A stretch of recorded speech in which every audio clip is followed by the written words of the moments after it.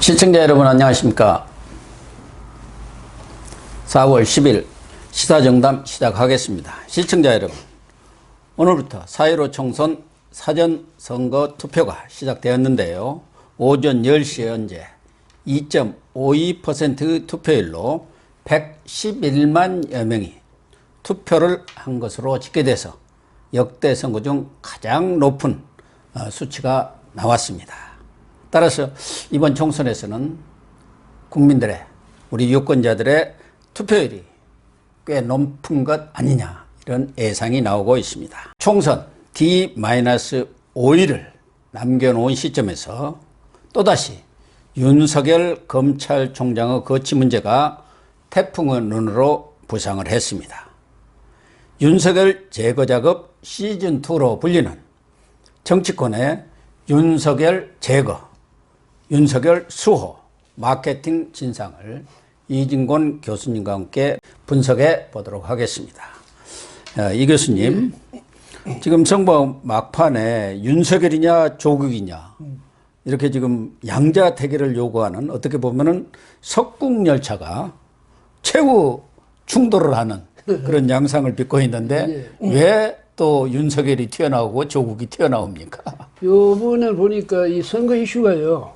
코로나에 다 묻혔잖아요. 예, 그렇죠. 코로나에 다 묻혔는데 코로나가 이제는 문재인 정권에 굉장히 불리하게 처음에는 작용할 걸로 생각했는데 이게 상황이 거꾸로 돌아가지고 문재인 대통령이 잘해가지고 그 정부가 잘해가지고 세계의 모범이다 이런 식으로 돌아가 버리니까 다른 이제 이슈가 지금 없죠. 근데 본래 미래통합당 측에서, 야당 측에서는 윤석열 보호하고 이제 조국, 조국을 이제 공격하는 그런 조국, 그러니까 이번 선거를 조국 선거로 몰아가서, 이거를 이제 공격해가지고 윤석열을 띄워주는 이런 본래부터 이제 그렇게 이 가닥이 잡혀왔는데 이번에 워낙 이제 이슈가 없으니까 그거를 부각시키는 차원에서 하니까 또 여당에서도 이제 이거는, 어떻게 했냐면, 조국시키기 수호 세력이 많거든요. 그러니까 그런 세력들이 적극적으로 또 윤석열을 이제 공격하기 시작하고 이렇게 되니까 지금 이제 선거가 다른 이슈로 묻히고 막판에 이 사람들이 양측에서 다 기대는 이슈가 뭐냐면 윤석열 대 조국의 이 구도다. 이렇게 된 것 같아요.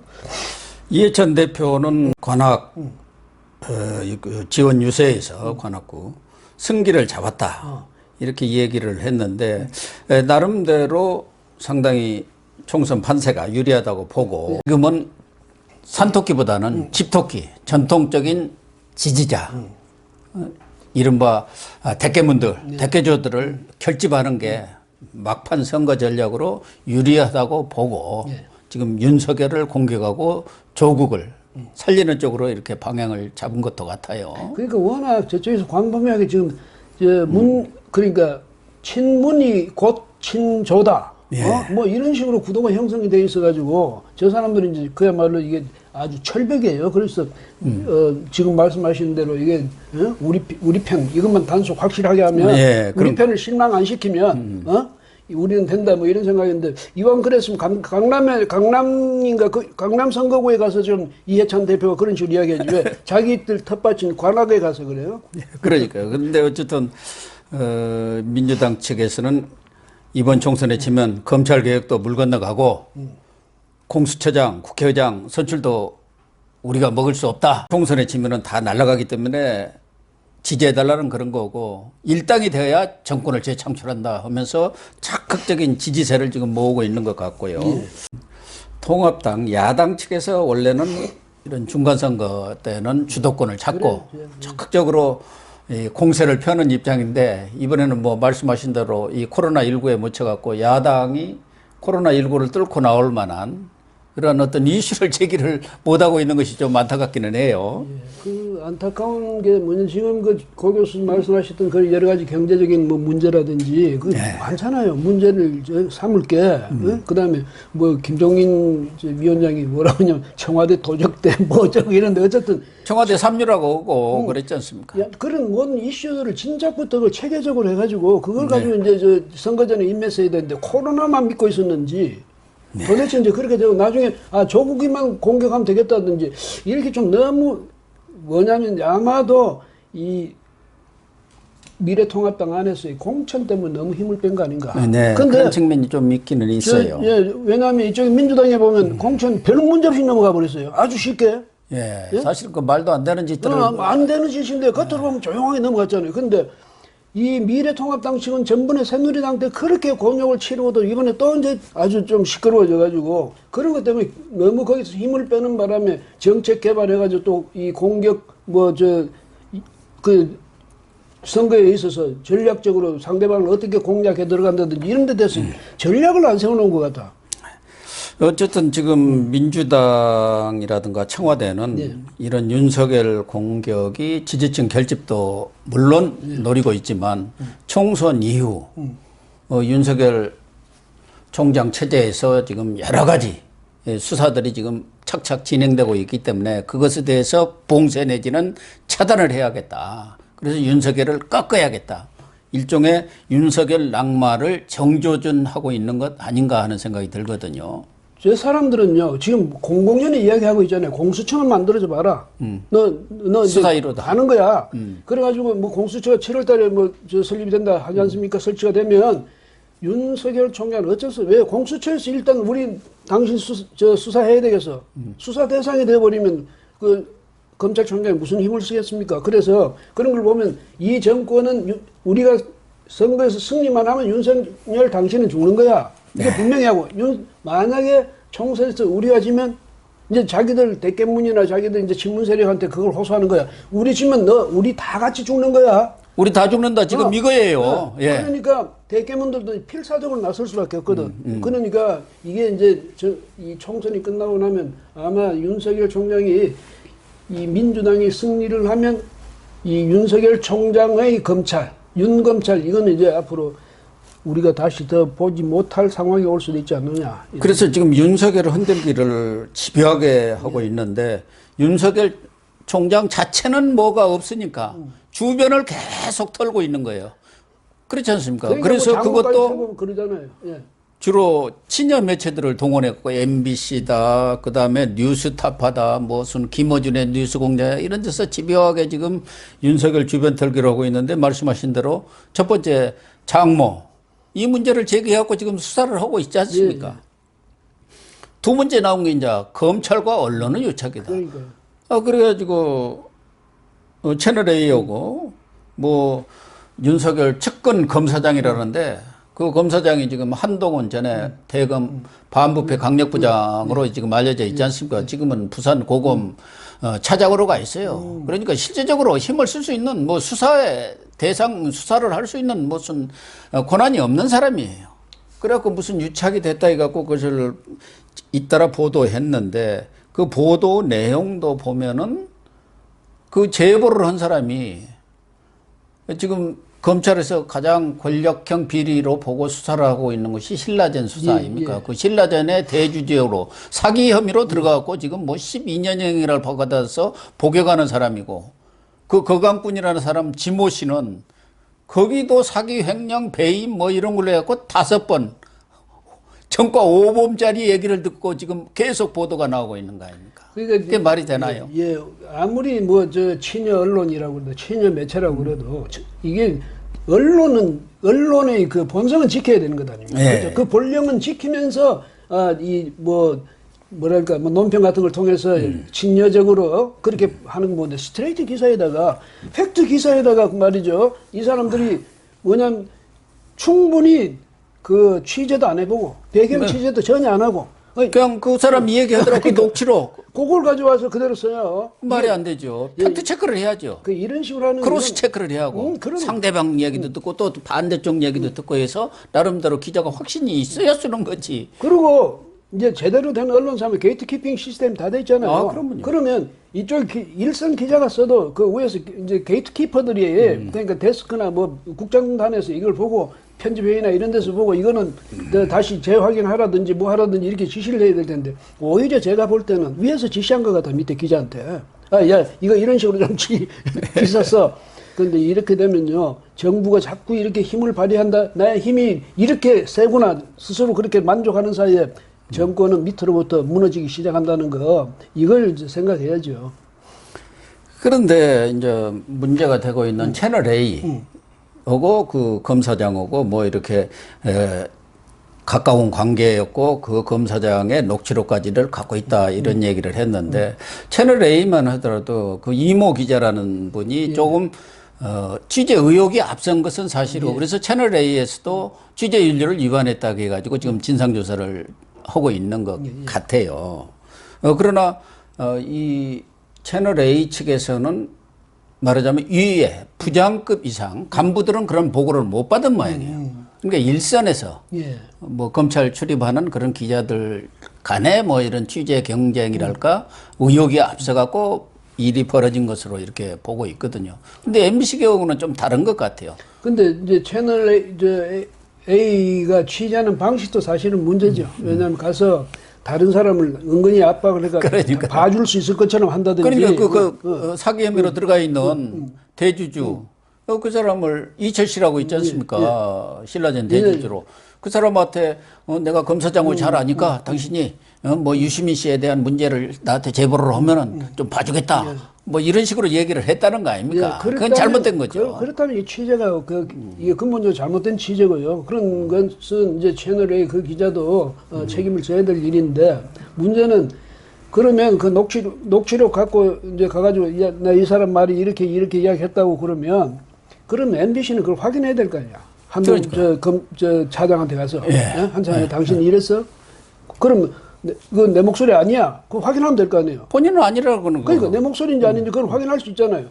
일부러 그걸 필요로 했던 거야. 그러니까 이 사람이 진짜 그 사람인지 아닌지 필요 없는 거예요. 필요 없는 거예요. 요거만 필요한 거예요. 비슷한 얘기를 해주는 길을 바랐는데 그 사기전과 오범인 지모 씨가 그렇다더라 하니까 그걸로 그냥 기사를 쓴 거예요. 그래서 지금 뒤에 MBC 뒤에 뭔가 어두운 그림자가 작용하는 거 아니냐는 오해를 받고 있는 것이죠. 근데 권력이 저런 식으로 내가 힘이 있다고 마음대로 휘두르다 보면요. 언젠가 그 칼이 나한테 겨냥된다고. 그걸 왜 모르는지 모르겠어요. 역사적으로 보면 뭐 우리 이 헌정사에서도 보면 그런 예가 한두 번입니까?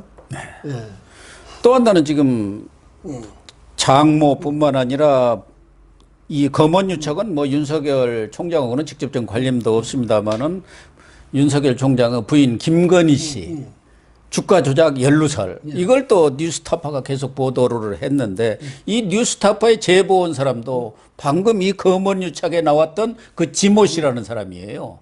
이 사람이 제보를 했는데 그거를 과거에 그 내사 보고서를 경찰이 또 뉴스타파에다 썩 갖다 제공을 해줬어요. 그래고 경찰이 지금 수사를 하고 있던 제보를 한 사람도 경찰이고 그걸 또 사실이 아니라고 수사하는 사람도 경찰이고 왜 내사 보고서를 몰래 흘렸느냐 이건 있을 수가 없는 일 아닙니까?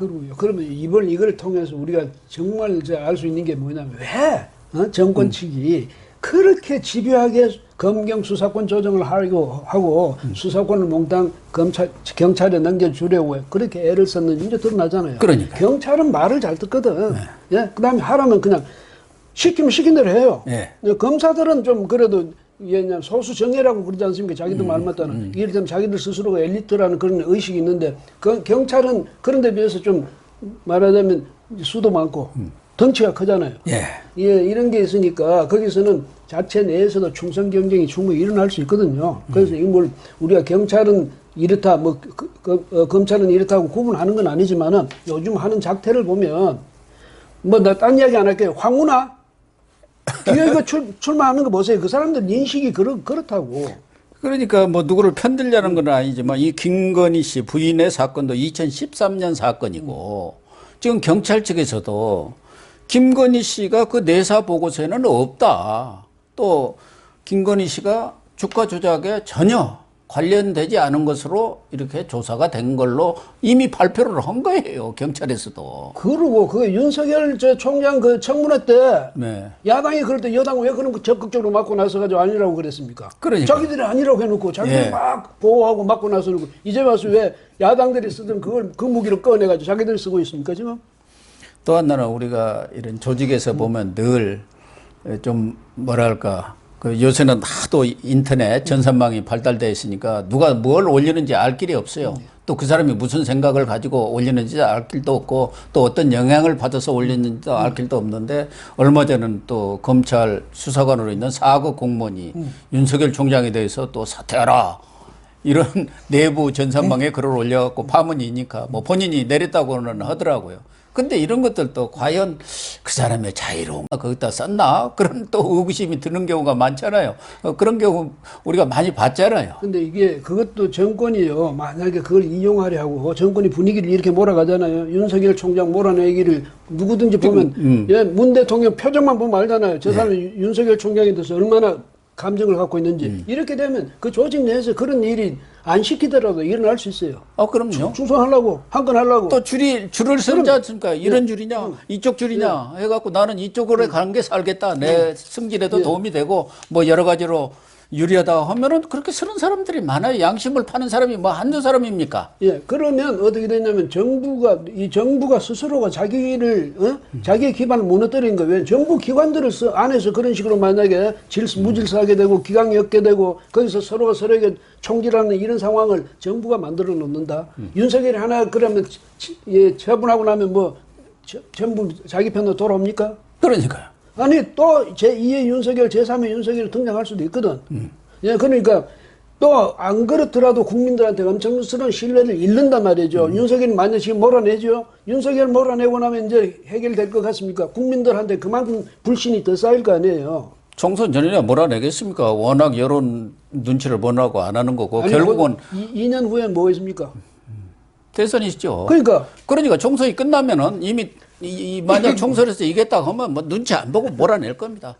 대통령이 나가라고 하면 나가는 거지. 뭐 방법이 있습니까? 나 임기가 2년이니까 못 나가겠다. 공직사에서는 그건 어려운 일 아니겠습니까? 그래서 지금도 민주당이나 청와대는 윤석열 얘기는 직접적으로 안 합니다. 검찰 개혁을 완수하기 위해서. 그 얘기가 바로 윤석열 쫓아내기 아니겠습니까? 그런데 잘 아시다시피 그동안 열린민주당의 황희석, 최강욱 이런 사람들이 대리전을 하고 있잖아요. 지금 황희석이 같은 경우는 윤석열 총장이 휴가를 내고 뭐 병원에 잠깐 있는 모양. 내가 볼 때는 윤석열 총장이 총선 이후 어떻게 할 건가 숙고를 하는 기간으로 보는데 지금 여러 가지 수사 진행하는 것들도 있으니까 그걸 어떤 방향으로 이렇게 해 나갈 건지.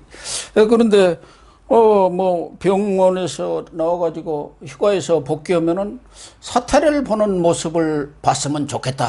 뭐 이런 식으로 해갖고 사퇴론을 쎄쎄쎄 지금 붙이고 있어요. 좀 그런 거 보면 같은 정부에서 같이 중요한 요직에 있었던 사람들끼리 악랄하잖아요. 최강욱이도 그렇고. 악랄해요. 예, 이런 짓을 하면. 그래서 아는 사람이 무섭다는 겁니다. 예, 그리고 이런 짓을 해서는 안 되는 거고. 그런 사람들이 거기서 당선권 황희석이는 약간 좀 뭐 모르는데 최강욱이하고 누구예요? 김우겸이는 뭐 확실하죠. 그건 확실하잖아요. 2번, 4번인데요. 이런 식으로 너 그렇게 하면 이 국회의원 만들어준다 이런 식으로 등식이 성립되는 거야. 그래 이게 이 정부의 이 정부는 도덕성은 아예 그냥 난 모르겠다 이렇게 생각하는 것 같아요. 태도가 그렇잖아요. 예. 그러면서 어떻게 근데 윤석열 이 총장은 이제 앞으로 자기가 지금 쫓겨난다 해도 역사에는 길이 남겠다 해서 왜? 현직 검찰총장이 대통령하고 이렇게 맞짱 뜬 경우가 있었습니까? 없잖아요. 없죠. 네?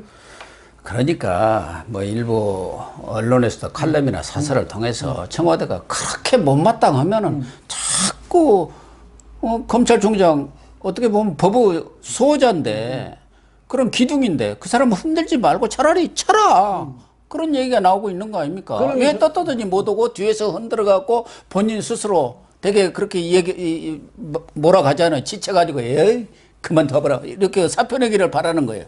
참아치려면은 이런 국민들의 여론이 좀 따갑고. 그게 바로 그거예요. 뭐냐면 이 청와대가 치면 간단하지. 예. 근데 좀 비겁하거든. 그러니까 비겁하다는 거예요. 비겁하니까 어쨌든 자기가 지쳐서 나가고 나면 뒤에서 정부가 할 말이 많단 말이야. 우리는 뭐 누가 나가라겠노. 저 사람 뭔가 속으로 찔리는 게 있는가 봐. 도둑이 제발저려서 나간 걸 우리가 어떻게 하나. 뭐 이런 식이 되지 않습니까? 그래서 그런 비겁한 정치를 하면 안 되거든. 비열한 정치. 네. 또 정직하지 못한 뭐 입만 떼면 정의 어쩌고 공정 뭐 그런 사람들이 더 무섭다고 사실은. 예? 어떻게 이런 식으로 국정을 이끌어 나가는지 말이에요. 그래서 지금 윤석열 총장 측에서도 이 신라젠 수사, 예. 또 하나는 우리들 병원 수사, 특혜 대출, 이것에 대해서 상당히 강도 높게 지금 수사를 하고 있는 것 같아요. 또 라임 자산 운용에 대한 수사, 특히 신라젠 같은 경우는 지금 전 사장인 곽병학, 이용환 사장, 그리고 지금 현 사장인 문현상 사장, 이런 분들에 대해서도 지금 구속영장을 청구를 한 것 같아요. 그러니까 신라젠이 부산에 있는 그 회사 아닙니까? 예. 그래갖고 팩사백이라는 항암제를 개발한다 해갖고 그래, 맞아요. 그래. 1년 만에 시총이 10조로 늘어버린 거예요. 10조. 그런데 이게 아니다. 효과가 없다 해갖고 그게 무산이 됐어요. 그러다 보니까 이게 이제 휴지 조각이 된 거 아닙니까? 그런데 그 이전에 이 신라젠 임원들 또 여권 인사들이 거기다 투자를 많이 했다가 이게 아니다 하기 전에 싹 어마어마한 수익을 내고 몇백억씩 수익을 내고 빠져나와 버렸다는 거거든요. 그게 지금 핵심이에요. 그게 어떤 사람들이 사기를 쳤고 횡령을 했고 또 주가 조작을 했느냐. 또 미리 자기 정보를 입수해갖고 그렇게 하는 것도 자본시장법 위반 아닙니까? 당연히 위반이죠. 근데 이 사람들이 사실은 이 시험에 들어가기 전에 자기들은 그게 이 가짜라는 걸 알았겠지, 그러면. 그러니까 싹 빠져나와 버렸지. 예? 그렇죠. 어느 정도 딱 시험을 해보니까 이거 아니구나. 예. 그러니까 다 팔고 나와버리고. 그러니까 5천 원짜리가 뭐 몇만 원씩 올라버렸으니까 그것을 대부분 한 몇백억씩 이익을 남겼다는 거예요. 그리고 그 중에는 말하자면 유시민 씨가 지금 문제가 되는 것도 그런 데다 투자를 한 것 아니냐. 그 얘기예요. 특히 부산 인맥들이. 자기는 강연료 70만 원밖에 안 받았다며.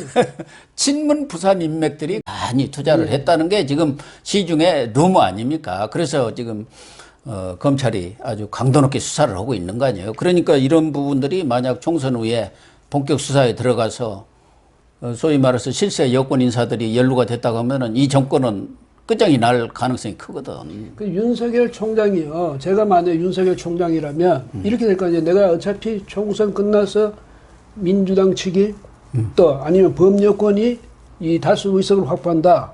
그러면 내가 어떻게 될 것이냐 생각할 거 아니에요. 그렇죠. 내가 끝나기 전에 요 못된 저 권력형 비리들 이런 것들은 완전히 좀 정리해놓고 나도 그만두겠다는 생각을 누구든지 할 거 아니야. 왜냐하면 그걸 그저그저 놔두고 내가 밀려나 버리면 예? 자기는 뭔가 뚜렷이 확고하게 저 사람 윤석열 총장 그래도 강단이 있다 뭐 해치울 거야 이랬는데 아무것도 못하고 나왔다 이런 소리 듣기 싫을 거 아니에요. 그 나갈 때는 내가 분명히 나가기 전에 몇 건에 대해서는 이 몇 건은 분명히 내가 정리는 하고 나간다. 나중에 무슨 그 다음에 공수처에 가서 어떻게 되든 법정에 가서 어떻게 되든 그건 이제 자기 책임 아니니까 그렇게 생각할 수도 있거든요. 그래서 정권 측이 윤석열 우습게 자꾸 다루면 안 된다는 얘기지. 지금 정권도 그래서 그런 가능성이 있기 때문에 총선에서 이기기만 하면은 윤석열을 어떻게 쫓아내려고 지금 검찰에 대한 검언 유착 문제 거기에 대해서도 감찰관들을 지금 추미애가 쥐고 있는 겁니다.